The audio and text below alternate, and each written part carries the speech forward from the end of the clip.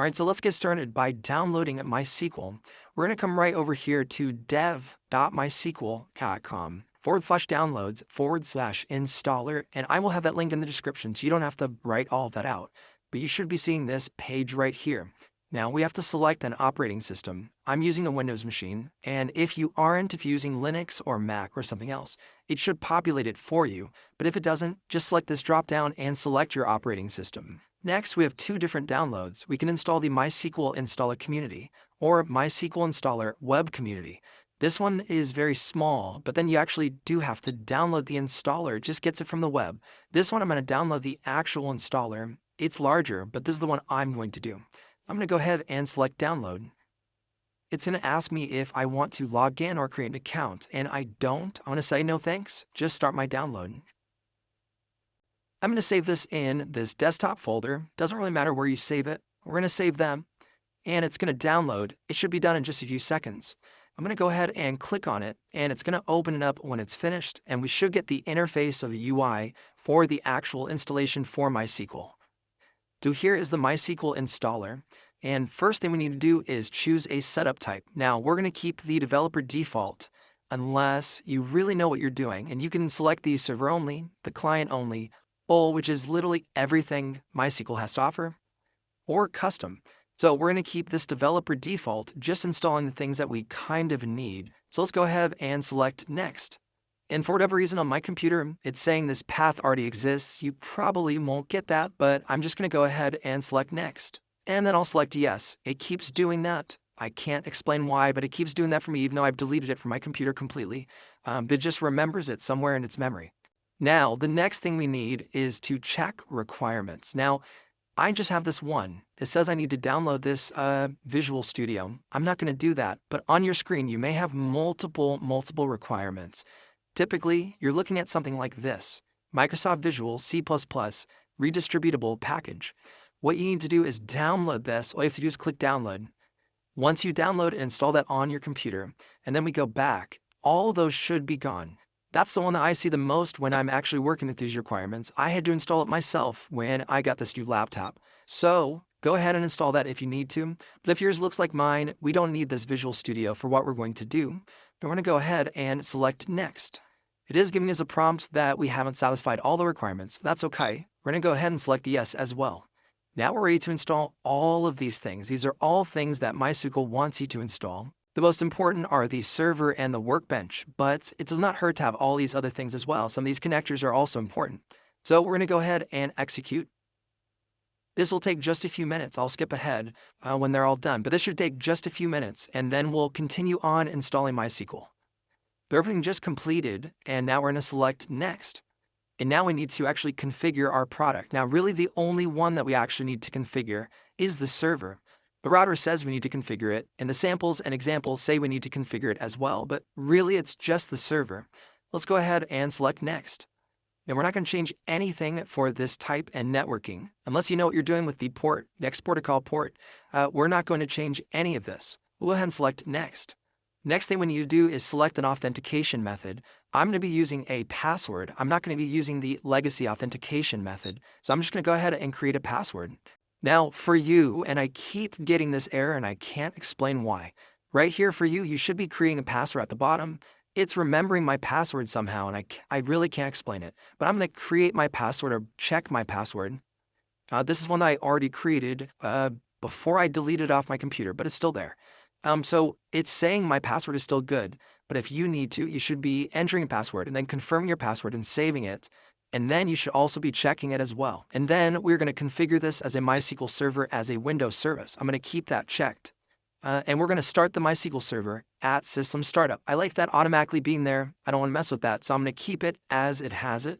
We're going to go ahead and select next.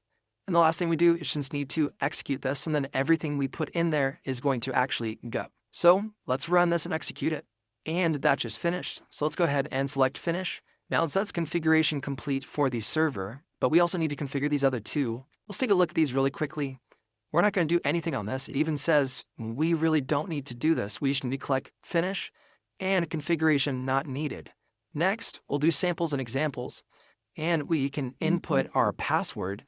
And all this is really going to do is put in some sample databases for us in our database, which if you want, you definitely can do that. I just connected. That worked. I'm going to hit next and execute. And it's basically just going to put in a database or two, some sample ones for you to look at. And the configuration is complete. You don't have to do that one, but we'll see that in just a second. We're going to select next. And now the installation is completely done, and we can start MySQL Workbench after setup and start MySQL Shell after setup. Now, I'm not going to do the shell, so I'm going to actually uncheck that, and we're going to select Finish. Now MySQL just popped up for us, and this is exactly what you should be seeing. Now, there's a lot of things in MySQL to learn and know how to do. We're not going to be taking a look at all of that stuff today, but in future lessons, we'll walk through a lot of these different things that kind of correlate with different lessons or things that we're working on in MySQL. The first thing that we're going to click on is right over here. This is our local instance. This is local to just our machine. It's not a connection to, some other database on the cloud or anything like that. It's just our local instance. We're going to go ahead and click on this. So this is what you should be seeing right here. This is where we're going to actually write all of our SQL code, and I'll show you all of this in just a second. But this is where we can actually create our database, and our database is going to go right over here on this left-hand side. The Silicon one is actually a sample database. It has a bunch of tables and views, stored procedures functions. It has all these things in here if you want to go ahead and mess around with that. What we're about to do is create our own database that we're going to be using throughout this entire series. Both the beginner, intermediate, and advanced will use a lot of this. And sometimes we'll import some other ones for different use cases, but this will serve for most of what we're trying to do throughout this entire series. Now what I'm going to do is I'm going to go ahead and I'm going to say, open a SQL script file in a new query tab. And right here it opened up to a folder that I already created, this MySQL Beginner Series folder. Within it, we have this right here, the Parks and Rec create_db. Now, in order to get this, you just have to go to the GitHub and download this file. That's all you have to do. We're then going to open this file. So let's click on it. We're going to say open. And what you're now seeing is basically the query editor. This is where you can write your code. Now, we're not importing a database. We're actually creating it by running code. Now, because this is the first lesson in the beginner series, I'm going to assume that you don't know a ton about MySQL. Really, all this is doing is creating the database name, and then we're inserting a few tables into that database, and then we're inserting data into those tables. So this is all of our data that will go into these tables that we create. We only have 1, 2, 3 different tables that we're going to be using. So all you have to do to run this is click this lightning button right up here. We're going to go ahead and execute this. If we come down to the bottom and we pull this out, this is our output. This says 6 rows affected, and we have a bunch of other things like create table, insert, create table, insert into. These things are all working perfectly. So now if we go ahead and click refresh in our schemas with this refresh button right here, this Parks and Recreation table is populated. If you go under the tables, we see all of these things. So now that we've actually created our database and our tables, that's really all we were trying to do in this lesson, but I just want to open up a table really quickly, show you what it looks like, show you how we can run code, and then in the next lesson, we'll start actually learning how to query this data. So let's go up to Employee Demographics. We're going to right-click and select Rows Limit 1000. This is going to open up a new window right up here, and it's going to say select everything from this database dot this table, employee demographics, and it ends with a semicolon. Now right down here, we have this output window. This is the actual data that sits in our table. We have columns right here. So employee ID, first name, last name, age, gender, and birth date. And then here are all of our employees on each row. So these are all separate rows. We have Leslie Knope, Tom Haverford, and it goes on and on. So this is all of our data. The most important things to know when we're actually working with this, and I'm going to zoom in, is if we hover over this query right here and we run it, we can select this execute, which is this lightning bolt with this I.